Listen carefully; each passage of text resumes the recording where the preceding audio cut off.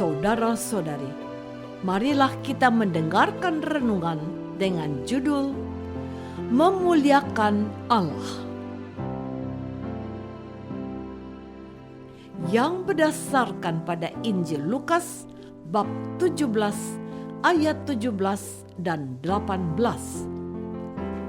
Lalu Yesus berkata, "Bukankah ke-10 orang tadi semuanya telah menjadi tahir? Di manakah yang 9 orang itu? Tidak adakah di antara mereka yang kembali untuk memuliakan Allah selain daripada orang asing ini?" Dalam nama Bapa dan Putra dan Roh Kudus. Amin. Saudara-saudari terkasih dalam nama Tuhan Yesus Kristus, ketika aku mengalami percobaan, menghadapi persoalan, aku datang kepada Tuhan untuk menantikan pertolongan dan petunjuk dari Allah. Bagaimana aku harus menyelesaikan masalahku? Bagaimana aku bisa keluar dari masalahku ini? Seperti 10 orang kusta yang memohon belas kasihan Tuhan Yesus untuk disembuhkan, aku juga memohon kepada Allah untuk menolong aku dalam menghadapi persoalan hidupku. Aku datang kepadanya, aku minta pertolongannya, dan aku mendapatkan jawaban atas persoalan-persoalan hidupku bersama keluargaku. Dari hari pertama kami menikah, dengan modal saling mencintai sepenuh hati, menatap masa depan dan melupakan semua yang buruk di masa lalu, dengan berserah diri kepada Tuhan untuk mengajari kami menata hari esok, dan ternyata Allah begitu baik pada kami. Istriku selalu bersaksi, Allah selalu mendengarkan doa kita. Ia mengabulkan doa kita. Allah selalu memberi mujizatnya, seperti Ia menggandakan 5 roti dan 2 ikan dan mencukupi kebutuhan orang-orang yang lapar. Allah juga melakukan hal yang sama dari waktu ke waktu untuk keluarga kami.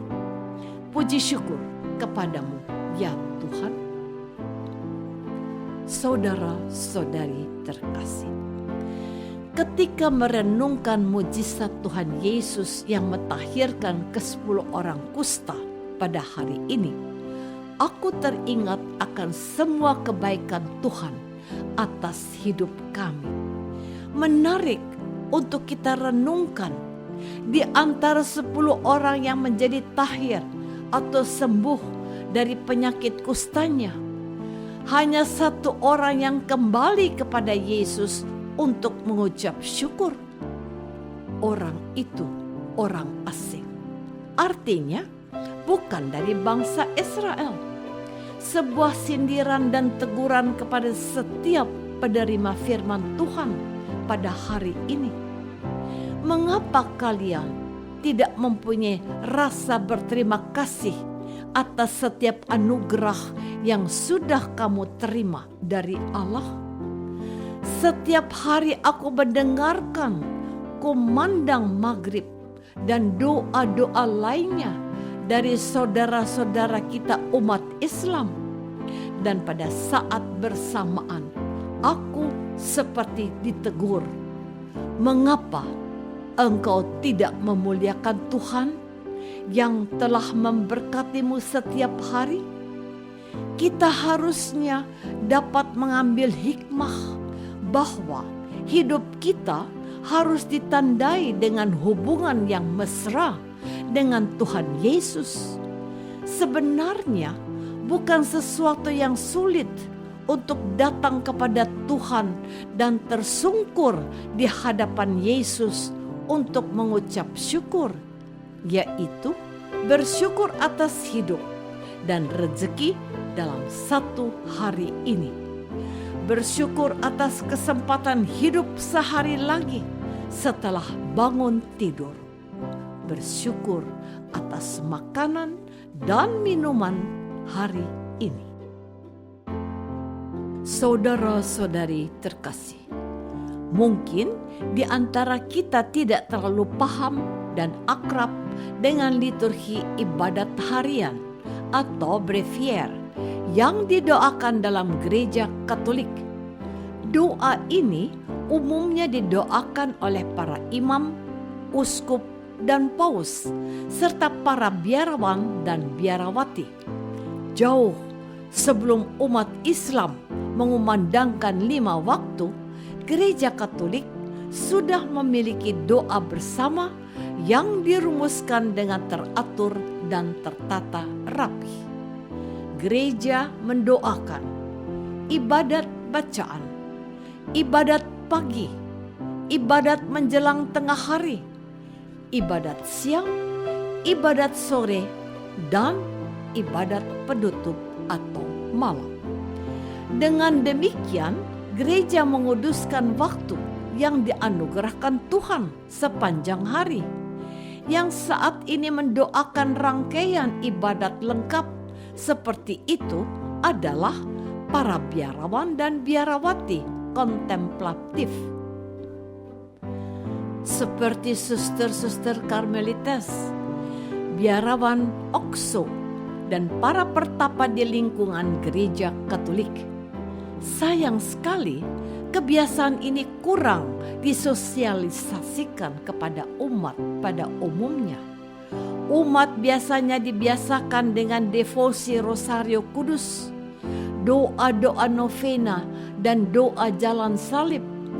Namun demikian, kita semua diingatkan akan pentingnya bersyukur kepada Allah atas setiap anugerah yang sudah kita terima.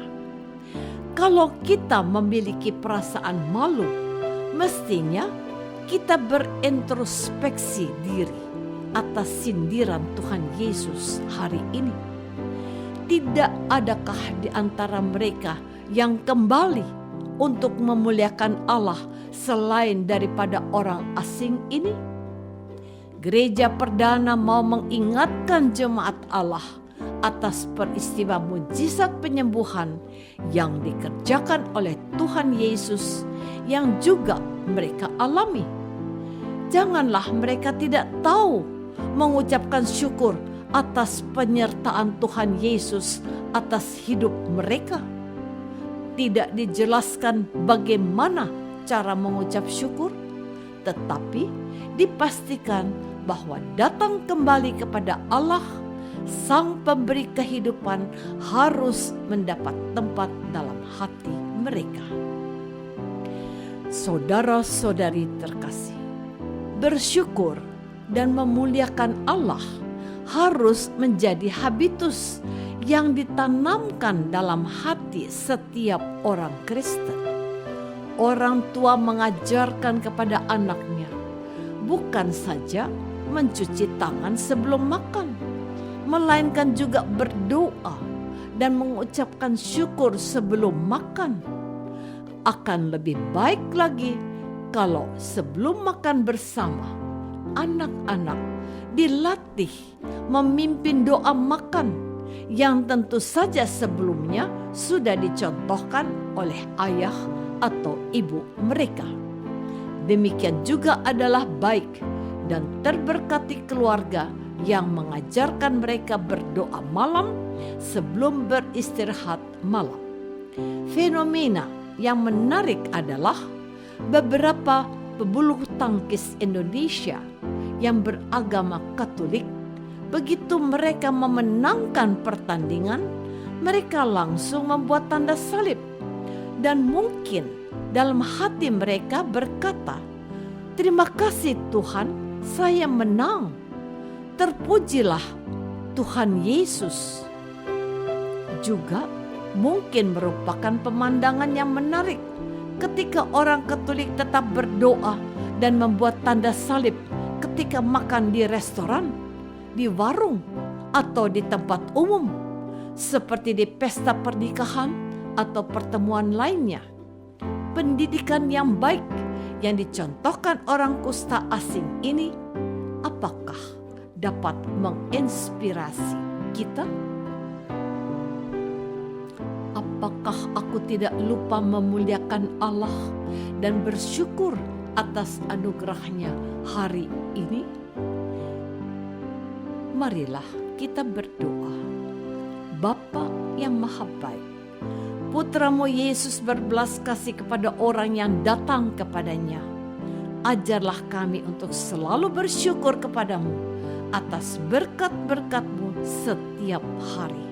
Demi Kristus, Tuhan dan pengantara kami. Amin. Semoga kita semua selalu dinaungi dan dibimbing oleh berkat Allah yang Maha Kuasa, Bapa dan Putra dan Roh Kudus. Amin.